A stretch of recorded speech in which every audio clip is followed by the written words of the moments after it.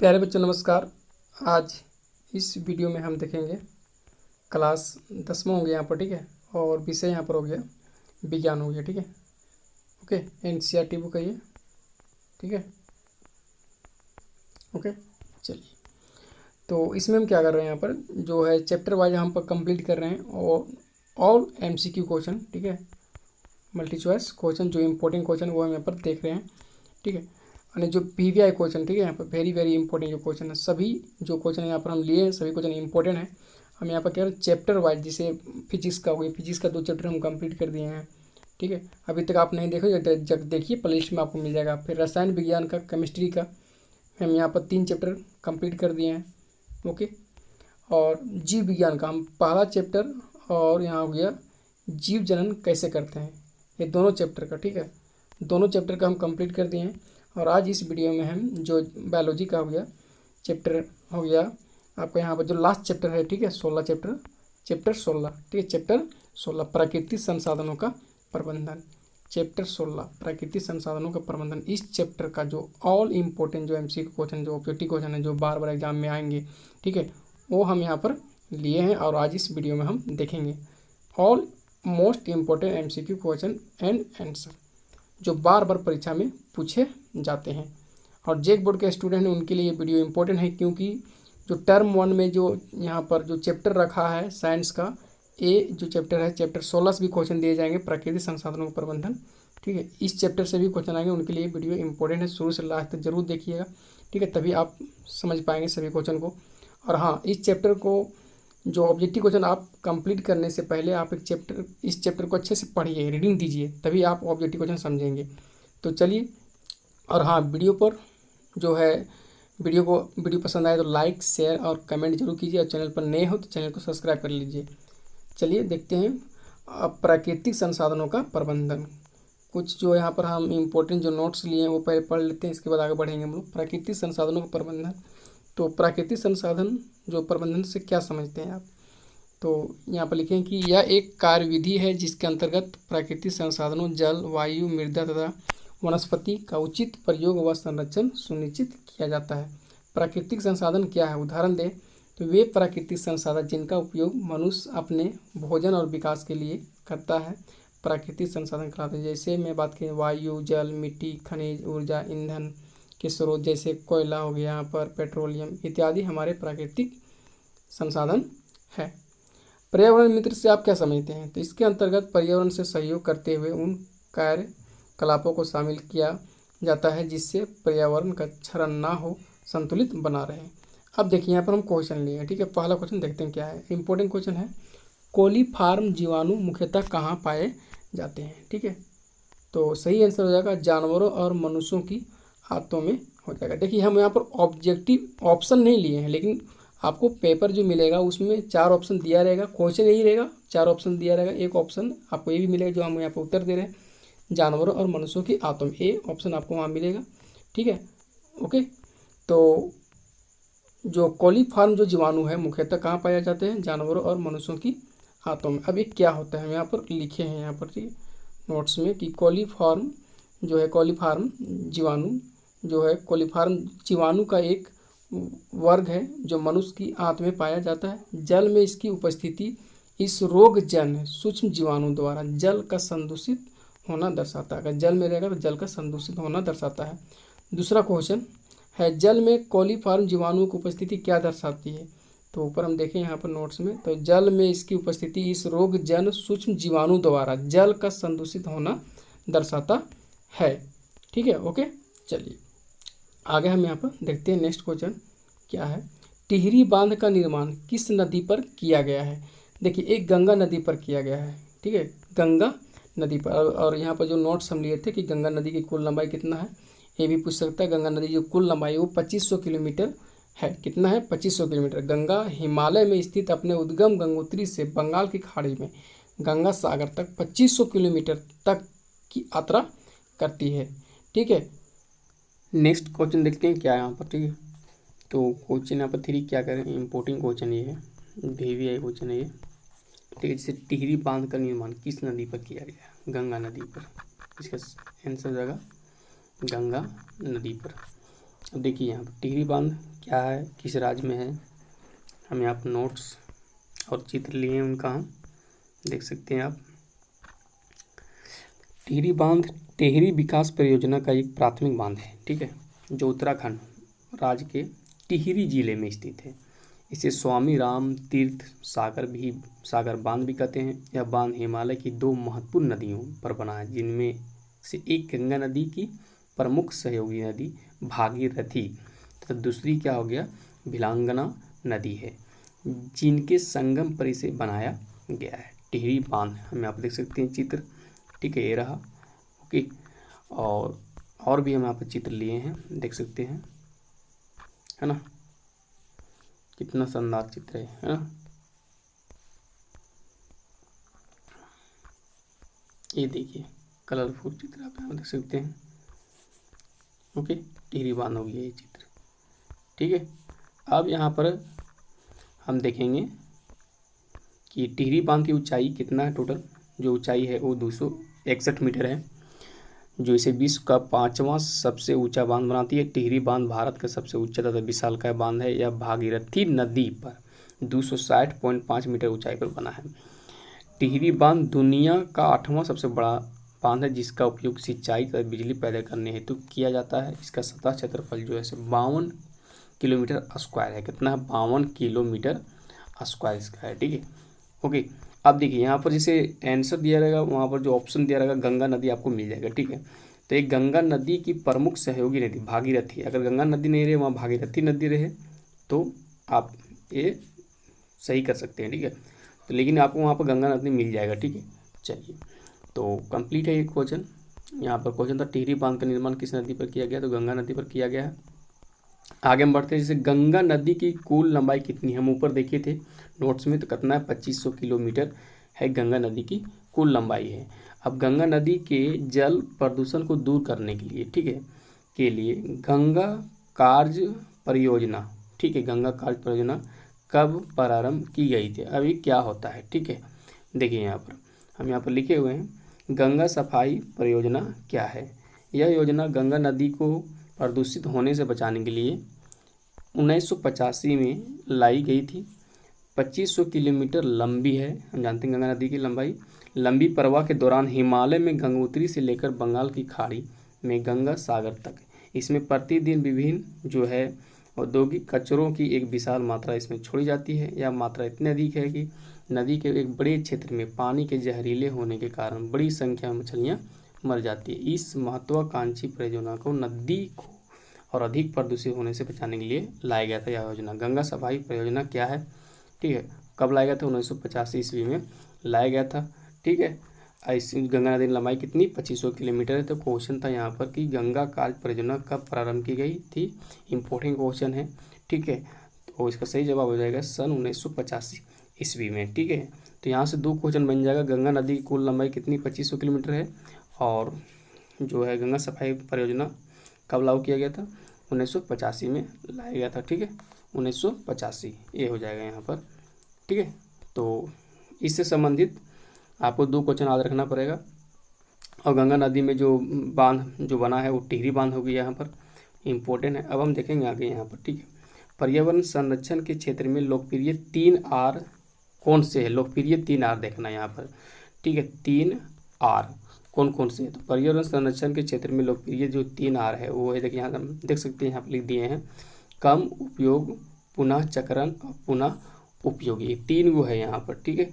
और देख सकते हैं इसका हम अंग्रेजी यहाँ पर लिख दिए हैं, तीनों जो है वो आर से यहाँ पर स्टार्टिंग है ना, आर, ठीक है, यहाँ पर देख सकते हैं। ओके, तो ये जो हो गया 3 आर है, आप पढ़े हुए होंगे 6-7 क्लास में भी आप इसके बारे में पढ़े होंगे, कम उपयोग, पुनः चक्रण और पुनः उपयोग, ठीक है। चलिए 3 आर, ठीक है। यहाँ पर आगे बढ़ते हैं, अमृता देवी बिश्नोई पुरस्कार किस लिए दिया जाता है, ये भी इम्पोर्टेंट क्वेश्चन भी है क्वेश्चन, ठीक है। अमृता देवी बिश्नोई पुरस्कार किस लिए दिया जाता है, तो जीव संरक्षण के क्षेत्र में उत्कृष्ट सेवा के लिए, बस आपको ऑप्शन में इस तरह से वहाँ मिल जाएगा, ठीक है। जीव संरक्षण के क्षेत्र में उत्कृष्ट सेवा के लिए अमृता देवी बिश्नोई पुरस्कार दिया जाता है यहाँ पर, ठीक है। तो इसका जवाब हो जाएगा। आगे बढ़ते हैं, बिश्नोई लोग किस वृक्ष के संरक्षण के लिए प्रसिद्ध है, तो खेजड़ी ब्रिज। कौन सा ब्रिज? खेजड़ी ब्रिज। देखिए विश्नोई समाज के लोग जो हैं, विश्नोई लोग किस ब्रिज के लिए प्रसिद्ध है? खेजड़ी ब्रिज। देख सकते हैं यहाँ पर हम चित्र लिए हैं खेजड़ी ब्रिज का, यहाँ पर आप देख सकते हैं ये जरा, ठीक है, ओके। अब देखिए इसके बारे में जरा डिटेल हम जानते हैं। खेजड़ी, खेजड़ी या खेजड़ी या समी एक ब्रिज है जो थार के मरुस्थल में एवं अन्य स्थानों में पाया जाता है। यह वहाँ के लोगों के लिए बहुत ही उपयोगी है। इनके अन्य नामों में देख सकते हैं यहाँ पर, ठीक है, घप दिया है जो संयुक्त राज्य अमीरात में कहा जाता है। खेजड़ी यानी जांट अतो जांटी अतो सांगरी यानी राजस्थान में, ठीक है, आपको राजस्थान में ब्रिज मिल जाएगा यहाँ पर। और आपको बता दें कि राजस्थान का जो राष्ट्रीय यानी राजकीय, ठीक है, राजस्थान का राजकीय जो ब्रिज है वो कौन है? खेजड़ी ही ब्रिज है, ठीक है, ओके। अब विश्नोई जो समाज के जो लोग होते हैं वो अधिकतर आपको राजस्थान में मिल जाएंगे। तो विश्नोई लोग किस ब्रिज के संरक्षण के लिए प्रसिद्ध है? तो खेजड़ी ब्रिज, ठीक है, ओके, राजकीय ब्रिज है ना, ठीक है। तो आगे देख लेते हैं यार क्या यहाँ पर दिया गया है। यहाँ पर जो छोंकरा उत्तर प्रदेश में है, जंड पंजाबी में, कांडी सिंध में, ठीक है, वन्नी तमिल में, सम्मी और सुमरी गुजराती आते हैं। इसका व्यापारिक जो नाम है वो है कांडी। क्या है? कांडी। यह ब्रिज विभिन्न देशों में पाया जाता है जहाँ इसके अलग अलग नाम है। अब अंग्रेजी में यह प्रोसोपिस सिनेरेरिया नाम से जाना जाता है। खेजड़ी का ब्रिज जेठ के महीने में भी हरा रहता है। ऐसी गर्मी में जब रेगिस्तान में जानवरों के लिए धूप से बचने का कोई सहारा नहीं होता तब यह पेड़ छाया देता है। जब खाने को कुछ नहीं होता है तब यह चारा देता है। जो चारा जो लूंग कहलाता है, जो चारा है वो क्या कहलाता है? लूंग कहलाता है। इसका फूल मिंजर कहलाता है। इसका जो फूल होता है क्या कहते हैं? मिंजर। इसका फल क्या कहते हैं? सांगरी कहलाता है, जिसकी सब्जी बनाई जाती है। यह फल सूखने पर खोखा कहलाता है, जो सूखा मेवा है, ठीक है। इसकी लकड़ी जो है इसे मजबूत होती है, जो किसान के लिए जलाने और फर्नीचर बनाने के काम आती है। इसकी जड़ से हल बनता है। अकाल के समय रेगिस्तान के आदमी और जानवरों का यही एकमात्र सहारा है, ठीक है। आगे देख लेते हैं। एक बार अकाल पड़ा था, ठीक है, जिसको छपनिया अकाल कहते हैं। उस समय रेगिस्तान के लोग इस पेड़ के तनों के छिलके खाकर जिंदा रहे थे, ठीक है, और इस पेड़ के नीचे अनाज की पैदावार ज़्यादा होती है, ठीक है। आगे देख लेते हैं कुछ और यहाँ पर हम लिखे हुए हैं इस पेड़ के बारे में कि राजस्थानी भाषा में कन्हैया लाल सेठिया की कविता है मिंजर बहुत प्रसिद्ध है। यह थार के रेगिस्तान में पाए जाने वाले वृक्ष खेजड़ी के संबंध में। इस कविता में खेजड़ी की उपयोगिता और महत्व का सुंदर चित्रण किया गया। दशहरे के दिन सम्मी के वृक्ष की पूजा करने की परंपरा भी है, ठीक है। रावण दहन के बाद घर लौटते समय सम्मी के पत्ते लूट कर लाने की प्रथा है, जो स्वर्ण का प्रतीक मानी जाती है। इसके अनेक औषधीय गुण भी है।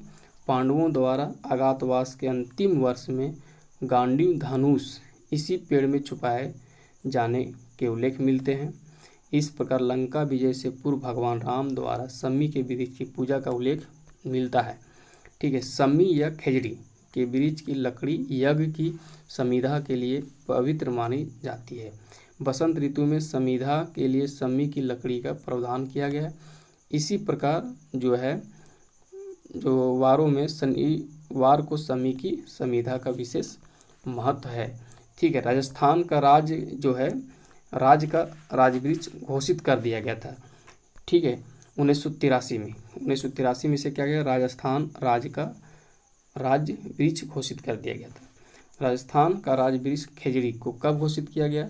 तो 1983 में। यानी प्रतिकूल परिस्थितियों में भी खुद को जीवित रख पाने की इसी अद्भुत विलक्षण क्षमता के चलते ही इसे 1983 में राजस्थान का राज्य वृक्ष घोषित किया गया।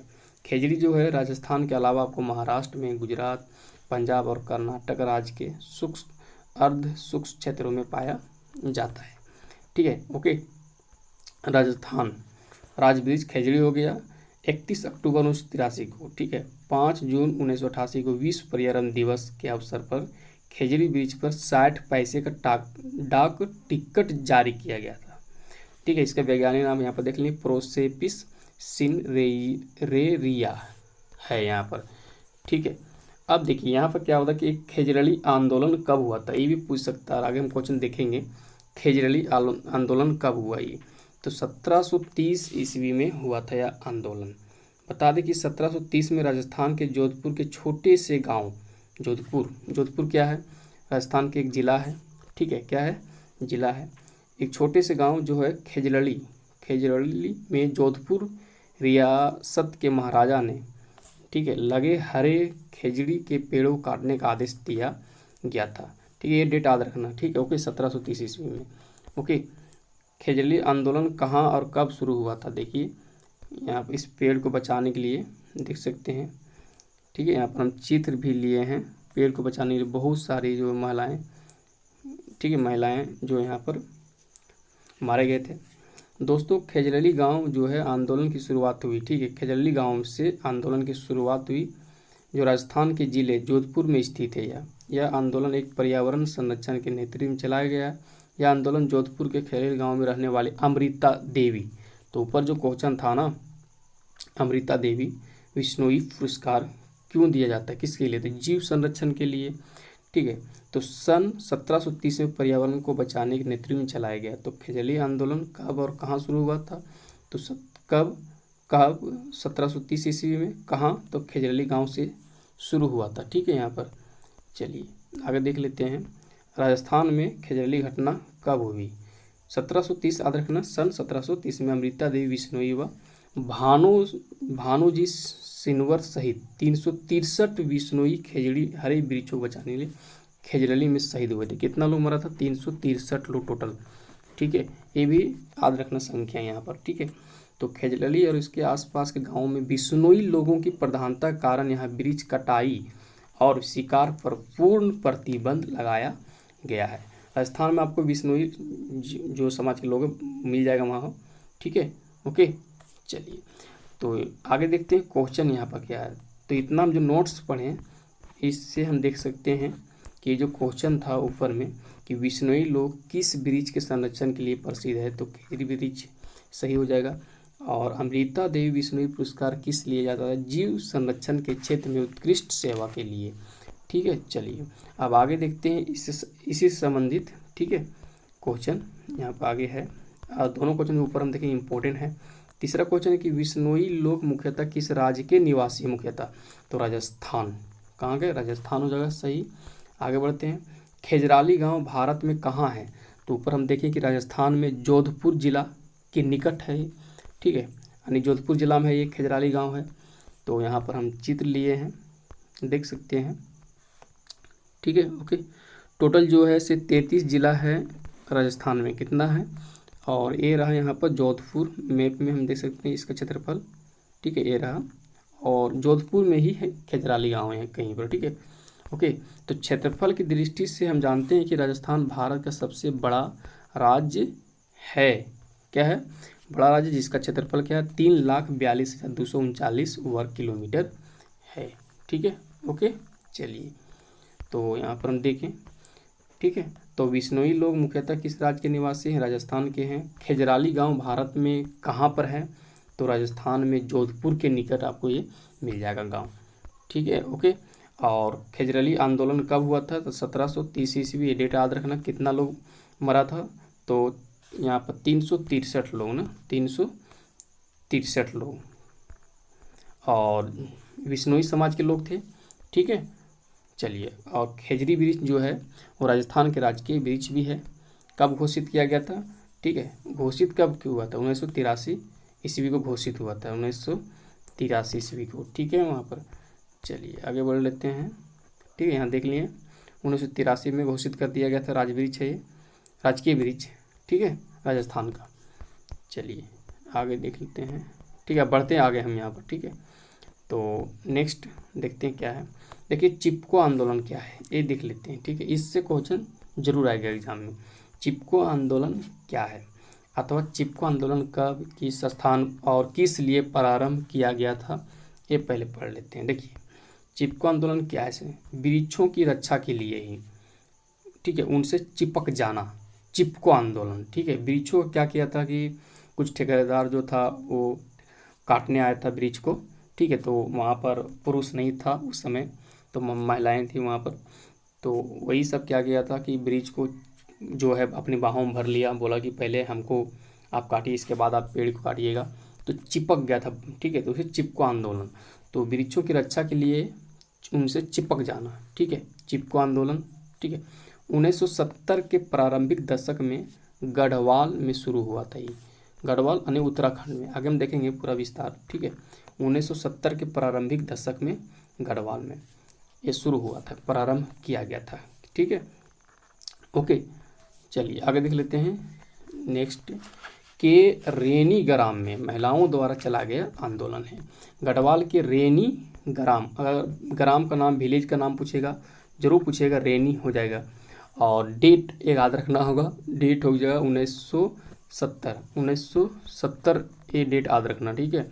चिपको आंदोलन कब हुआ था, प्रारंभ कब हुआ था, तो ये हो जाएगा 1970 हो जाएगा यहाँ पर, ठीक है। गढ़वाल के रेनी ग्राम में, रेनी ग्राम विलेज पूछेगा तो रेनी ग्राम हो जाएगा यहाँ पर, ठीक है। चलिए यहाँ पर भी देख सकते हैं चिपक गया था, है ना। और देख सकते हैं कुछ लोग चित्र में, आप देखिए किस तरह यहाँ पर पेड़ को पकड़े हुए हैं, ठीक है, अपने बाहों में भर लिए, ठीक है, यहाँ पर देख सकते हैं। चलिए, तो ये क्या है, देखिए एक यहाँ पर कुल्हाड़ी लिए हुए देख सकते हैं, पेड़ को काटना है। लेकिन ये जो महिलाएं हैं, ठीक है, उनके दो यहाँ पर बच्चे हैं, वो काटने से मना कर रहे हैं पेड़ को, और वो जो महिलाएं हैं वो पेड़ को क्या कर रहा है, अपने बाहों में भर लिया, नहीं चिपक गया उससे, ठीक है। तो चिपको आंदोलन, ठीक है, ओके। चलिए, तो आगे इसके बारे में विस्तार से हम देखते हैं। पहले चिपको आंदोलन क्या है, तो प्रमुख भारतीय पर्यावरण आंदोलन 1970 है, यहाँ पर 1970 डेट याद रखना, इसका 1970 याद रखना, ठीक है।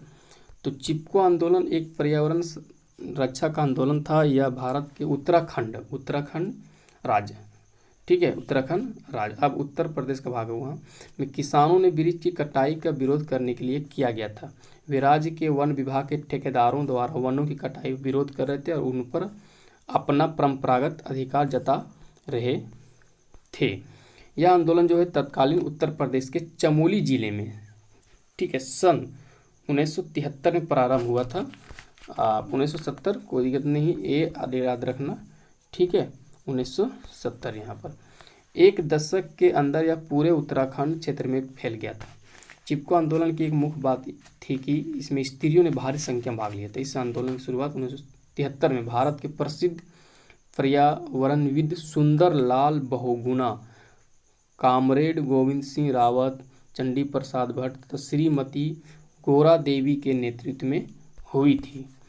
यह भी कहा जाता है कि कामरेड गोविंद सिंह रावत ही चिपको आंदोलन के व्यवहारिक पक्ष थे। जब चिपको की मार व्यापक प्रतिबंधों के रूप में स्वयं चिपको की जन्मस्थली की घाटी पर पड़ी, तब कामरेड गोविंद सिंह रावत ने झपटो छीनो आंदोलन को दिशा प्रदान की। चिपको आंदोलन वनों का यह व्यवहारिक काटान रोकने और वनों पर आश्रित लोगों के वन अधिकारों की रक्षा का आंदोलन था। रेनी ग्राम में 2400 अधिक पेड़ों को काटा जाना था, इसलिए इस पर वन विभाग और ठेकेदार जान लड़ाने को तैयार बैठे थे, जिसे गौरा देवी के नेतृत्व में रेनी गांव की 27 महिलाओं ने प्राणों की बाजी लगाकर असफल कर दिया। देखिए इसमें 27 महिला, ठीक है, टोटल 27 महिला मरे, ओके। और यहाँ पर 2400 पेड़ काटना था यहाँ पर, ठीक है। और 1970 डेट याद रखना, 1970। इसमें महिला कौन था, गौरा देवी, ठीक है, गौरा देवी के नेतृत्व में। रेनी यहाँ पर विलेज हो जाएगा, ठीक है, और स्टेट हो जाएगा उत्तराखंड हो जाएगा, क्या हो जाएगा, उत्तराखंड, ओके यहाँ पर, ठीक है। चलिए, तो अब आगे हम बढ़ते हैं, इसके बारे में कुछ हम और लिए हुए हैं कि चिपको आंदोलन का जो है घोष वाक्य है, क्या है, जंगल के उपकार, मिट्टी पानी और बयार, मिट्टी पानी और बयार जिंदा रहने के आधार। सन 1987 में इस आंदोलन को सम्यक जीविका पुरस्कार से सम्मानित किया गया था, ठीक है, ओके। तो इस आंदोलन की मुख्य उपलब्धि ये रही कि इसने केंद्रीय राजनीति के एजेंडे में पर्यावरण को एक सघन मुद्दा बना दिया। चिपको के सहभागी तथा कुमाऊं विश्वविद्यालय के प्रोफेसर, ठीक है। डॉक्टर शेखर पाठक अनुसार भारत में 1980 का वन संरक्षण अधिनियम 1980 में लागू किया गया था, और यहाँ तक कि केंद्र सरकार में पर्यावरण मंत्रालय गठन भी जो हुआ चिपको की वजह से ही संभव हो पाया। ठीक है, ओके। चलिए आगे हम बढ़ते हैं। तो यहाँ पर इतना देख लिए। रेनी यानी उत्तराखंड, ठीक है, उत्तराखंड स्टेट, ओके। रेनी भारत के उत्तराखंड राज्य के चमोली जिले में स्थित एक गांव है। ये जिला हो गया चमोली जिले। जनगणना की दृष्टि से इसे 2 ग्रामों बांटा जाता है। रेनी में ऋषि गंगा नदी का, अधौली गंगा नदी में संगम स्थल है। यहाँ पर हम देख सकते हैं चित्र भी यहाँ पर लिए, उत्तराखंड में स्थिति यहाँ पर, ठीक है, ओके। उत्तराखंड हो गया, यहाँ पर देख सकते हैं, ठीक है, जो है चमोली, ठीक है, चमोली यहाँ रहा जिला, ठीक है, चमोली जिला हो गया। रेनी जो विलेज है आपको यहाँ पर मिल जाएगा, ठीक है, इसी में उत्तराखंड में जो टोटल यहाँ पर हम जिला देख सकते हैं। चलिए देखते हैं नेक्स्ट क्वेश्चन कि चिपको आंदोलन कब प्रारंभ किया गया था। तो 1970 के प्रारंभिक दशक में शुरू हुआ था। चिपको आंदोलन क्या था हम ऊपर भी पूरा पढ़े हैं, एक बार पढ़ लेते हैं। चिपको आंदोलन स्थानीय लोगों को वनों से अलग करने की नीति का ही परिणाम था। इस आंदोलन की शुरुआत 1970 के प्रारंभिक दशक में गढ़वाल के रेनिंग नामक गांव में घटना से हुई थी। स्थानीय लोगों एवं ठेकेदार, जिन्हें गांव के समीप के वृक्षों काटने का अधिकार दे दिया गया था, के बीच एक विवाद चल रहा था। एक निश्चित दिन ठेकेदार के आदमी वृक्ष काटने के लिए आए, जबकि वहां के निवासी पुरुष वहां नहीं थे। इस बात से निडर वहां की महिलाएं फौरन वहां पहुंच गई। तो उन्होंने पेड़ों को अपनी बाहों में भरकर ठेकेदार के आदमियों को वृक्षों को काटने से रोका, जिससे विचलित होकर ठेकेदार को अपना काम बंद करना पड़ा। तो चिपको आंदोलन का जो है संबंध गढ़वाल के किस गांव से है, ये भी वीवीआई क्वेश्चन है। तो रेनी गांव से है।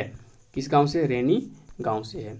अब आगे देखते हैं नेक्स्ट क्वेश्चन क्या है। झारखंड तथा राजस्थान राज्यों में प्रचलित जल संरक्षण की एक एक पारंपरिक विधि का नाम बताना। तो झारखंड में तालाब है, झारखंड में क्या है? तालाब। अब जल संग्रहण क्या है? ठीक है, यहाँ पर इसे जल संरक्षण जल संग्रहण एक क्या है? ठीक है, तो यहाँ पर पहले पढ़ते हैं। तो वर्षा जल संग्रहण भूमिगत जल की क्षमता को बढ़ाने की तकनीक है। इसमें वर्षा के जल को रोकने इकट्ठा करने के लिए विशेष ढांचों जैसे कुएं, गड्ढे, बांध आदि का निर्माण किया जाता है। इसके द्वारा न केवल जल का संग्रहण होता है, अपितु जल को भूमिगत होने के लिए अनुकूल परिस्थितियां पैदा हो जाती है। ठीक है, जल संग्रहण की किसी एक पुरानी और पारंपरिक पद्धति का वर्णन कीजिए। तो जल संग्रहण की एक पुरानी और पारंपरिक विधि हो गया खादिन। खादिन कहाँ का है? या भारत के राजस्थान राज्य में कृषि के उपयोग हेतु प्रचलित एक पारंपरिक जल संरक्षण की विधि है। खादिन वास्तव में एक लंबी बात का संरचना है, जिसका निर्माण ढालू कृषि क्षेत्र के आर पार किया जाता है। आगे हम देखेंगे वर्षा का जल खादिन में इकट्ठा होता है, जिसका उपयोग सिंचाई इत्यादि के लिए किया जाता है। ठीक है, जल संरक्षण की किन्हीं 3 पारंपरिक विधियों का उल्लेख किए। तो जल संरक्षण की 3 पारंपरिक विधियाँ कौन होगी? एक चेक डैम बनाना, वर्षा के जल को एकत्रित करना तथा जल छाजन, अरे हो गया खादिन हो गया। तो इसका जो यहाँ क्वेश्चन था कि झारखंड तथा राजस्थान का बताना है। ठीक है, राज्यों में प्रचलित जल संरक्षण की एक एक पारंपरिक विधि का नाम बताना है।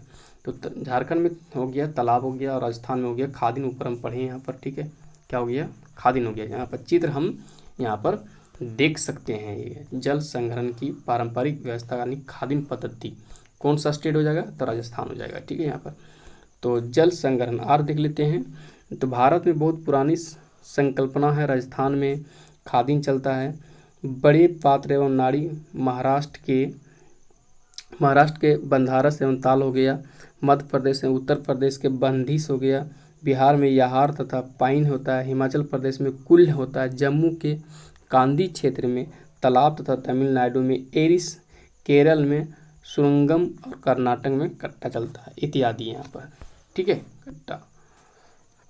तो यहाँ पर हम देख सकते हैं, तरफ लिख दिए हैं तकनीक और इधर स्टेट लिख दिए हैं खादिन। अब बड़े पात्र यानी नाड़ी कहाँ है? राजस्थान में है, इसका प्रचलित है। ठीक है, जल संरक्षण के जल संग्रहण के। और बंधारस एवं ताल महाराष्ट्र है। बंदिश उत्तर प्रदेश और मध्य प्रदेश। याहार और पाइन ये बिहार का हो गया। एरिस तमिलनाडु। कुल्ल हिमाचल प्रदेश। ठीक है, ये इंपॉर्टेंट है कुल्ल। पूछेगा, ठीक है।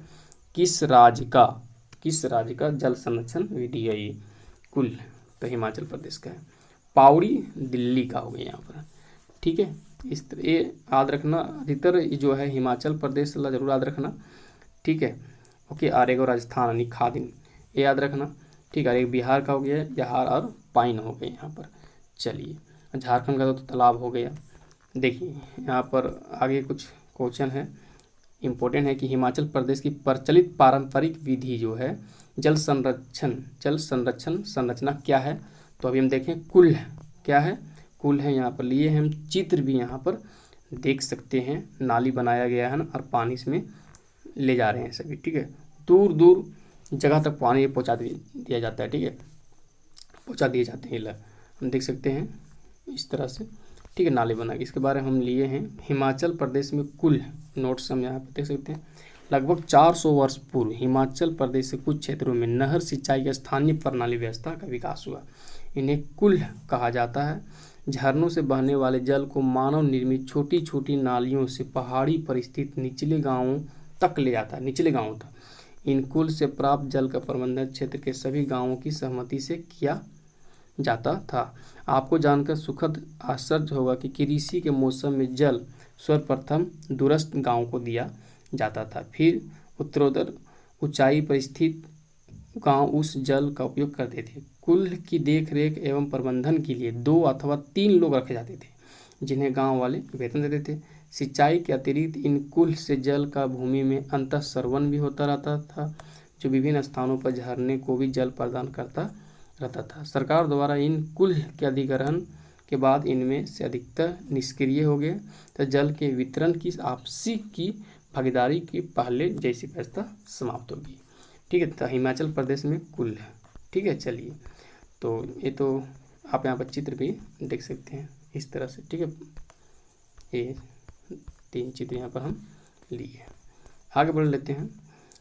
किसी स्थान की जैव विविधता का एक आधार क्या है, तो उसका हो गया स्पीसीज की संख्या हो गया। किसी एक क्वेश्चन इंपॉर्टेंट भी NBBI क्वेश्चन है, ठीक है। किसी स्थान की जैव विविधता का एक आधार क्या है, स्पीसीज की संख्या है।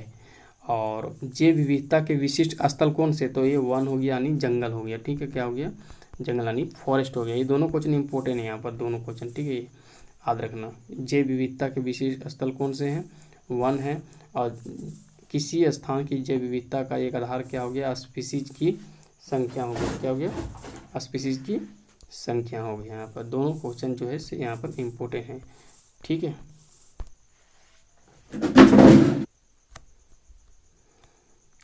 चलिए, यहाँ पर हम कुछ नोट्स यहाँ पर लिए हैं कि जैसे वन जो है जैव विविधताओं के विशिष्ट स्थल कैसे है, तो वन जो है जैव विविधता के विशिष्ट स्थल है, क्योंकि वन में एक बड़ी संख्या में विभिन्न वनस्पति यानी अलग, ठीक है, और जीव प्रजातियां पाई जाती है। परंतु जीवों के विभिन्न स्वरूप जीवाणु, कवक, फर्ण, पुष्पी पादप, सूत्रकृमि, कीट, पक्षी, सरीसृप आदि भी वनों में मौजूद है।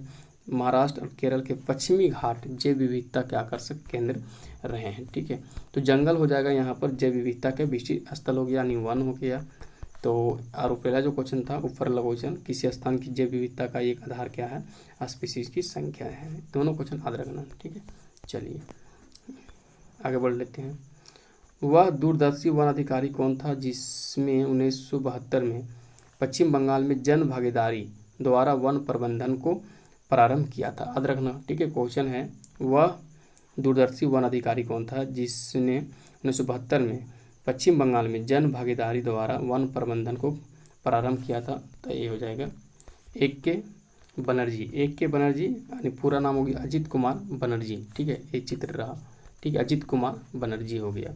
नेक्स्ट, जन भागीदारी द्वारा वन प्रबंधन का कार्य पश्चिम बंगाल में किस वर्ष प्रारंभ हुआ था, तो 1972 ईस्वी में प्रारंभ हुआ था। परंतु यहाँ पर देखिए 1972 में शुरू हुआ था पश्चिम बंगाल में, ठीक है। और अधिकारी कौन था, AK बनर्जी था। ये दोनों क्वेश्चन, ठीक है, इम्पोर्टेंट है, ओके। चलिए आगे देख लेते हैं क्वेश्चन यहाँ पर क्या दिया गया है, ठीक है।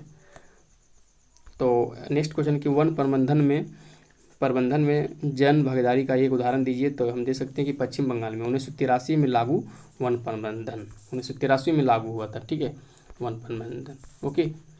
चलिए प्रारंभ यहाँ पर तो किया गया था तो 1972 में किया था, लागू हुआ था 1983 में। यहाँ पर देख सकते हैं 1983 में लागू हुआ था। ठीक है, पश्चिम बंगाल में 1983 में लागू। ठीक है, वन प्रबंधन।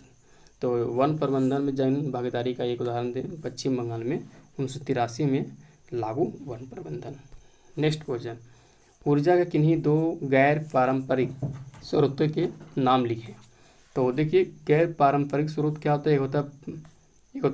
एक पारंपरिक स्रोत होता है, एक होता है गैर पारंपरिक स्रोत। ठीक है, तो दो नाम बताना है। तो सूर्य का प्रकाश और जो पवन हो गया, ये हो गया गैर पारंपरिक स्रोत हो गया। अब कैसे, देखिए यहाँ पर हम लिए हैं, एक होता है ऊर्जा के परंपरागत स्रोत, एक होता है ऊर्जा का गैर परंपरागत स्रोत होता है। ठीक है, एक क्या होता है परंपरागत स्रोत? क्या होता है? ये पृथ्वी में दबे लाखों वर्ष पूर्व से जीव जंतुओं, पेड़ पौधों के जीवाश्म ईंधन है। जीवाश्म ईंधन तथा लकड़ी ऊर्जा के परंपरागत स्रोत है। ठीक है, इन स्रोतों का हम बार बार प्रयोग नहीं कर सकते हैं, परंपरागत स्रोतों। ठीक है, क्योंकि प्रयोग के साथ ये समाप्त हो जाते हैं। ये जो स्रोत है वो सीमित है। क्या है? सीमित है यहाँ पर। ठीक है, और उदाहरण के लिए पेट्रोल ले लीजिए, सीमित है, कभी ना कभी भविष्य में जरूर समाप्त हो जाएंगे। डीजल हो गया, प्राकृतिक गैस हो गया, कोयला, लकड़ी, कभी न कभी जरूर समाप्त हो जाएंगे। आगे यहाँ पर है ऊर्जा के गैर परंपरागत स्रोत में क्या आता है? सूर्य, पवन, जल जो है, जैव मात्रा, परमाणु भट्टी, महासागर, भूगर्भ से प्राप्त ऊर्जा स्रोत गैर परंपरागत स्रोत है। इन स्रोतों का बार बार प्रयोग ऊर्जा के रूप में किया जा सकता है। ये स्रोत असीमित है।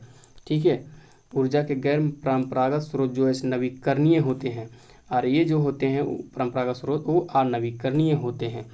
ठीक है, उदाहरण के लिए लेते हैं सौर ऊर्जा हो गया, जल ऊर्जा, पवन ऊर्जा, भूतापीय ऊर्जा, जैव ऊर्जा, महासागरीय ऊर्जा, सभी जो है ये गैर परंपरागत स्रोत है। तो यहाँ पर दो पूछ रहा था। ठीक है, सूर्य का प्रकाश और पवन, ये जो है ऊर्जा के गैर पारंपरिक स्रोत है। ठीक है, चलिए, पारंपरिक स्रोत है ये। ठीक है, यहाँ पर परंपरागत स्रोत। चलिए आगे देखते हैं नेक्स्ट क्वेश्चन। भारत में बड़े बांधों को दूर तक जाने वाली नहरों के निर्माण की अवधारणा को सर्वप्रथम किन लोगों ने विकसित किया था? तो अंग्रेजों ने विकसित किया था यहाँ पर। ठीक है, भारत में बड़े बांधों एवं दूर तक जाने की वाली लंबी नहरों के निर्माण की अवधारणा को सर्वप्रथम किन लोगों ने विकसित किया था? तो अंग्रेजों ने किया था। चलिए आगे, टिहरी बांध का निर्माण किस नदी पर किया गया? तो गंगा नदी पर किया गया है। तो जो टोटल क्वेश्चन हुआ यहाँ पर मेरा, वो यहाँ पर कंप्लीट हुआ। ठीक है, 23 क्वेश्चन था, इम्पोर्टेंट था सभी क्वेश्चन, यहाँ पर आप देख लिए एक बार। ठीक है, और बहुत आसान था। चलिए, तो वीडियो कैसा लगा? अच्छा लगा तो लाइक, शेयर और कमेंट जरूर कीजिए। अभी हम साइंस का स्टॉप करेंगे और जल्द ही हम सोशल साइंस में का जो वीडियो है वो लेकर आ रहे हैं। 300 क्वेश्चन। ठीक है, एक ही वीडियो में 2 पार्ट में मेरा आएगा, सोशल साइंस का, सामाजिक विज्ञान का पार्ट 1 और पार्ट 2, ऑल इम्पोर्टेंट। ठीक है, सोशल साइंस का मोस्ट इम्पोर्टेंट ऑब्जेक्टिव क्वेश्चन हम लेकर आ रहे हैं। ठीक है, पार्ट 1 और पार्ट 2 आएगा। ठीक है, चलिए, पार्ट 1 और पार्ट 2 में वीडियो आएगा मेरा सामाजिक विज्ञान का। ठीक है, ओके।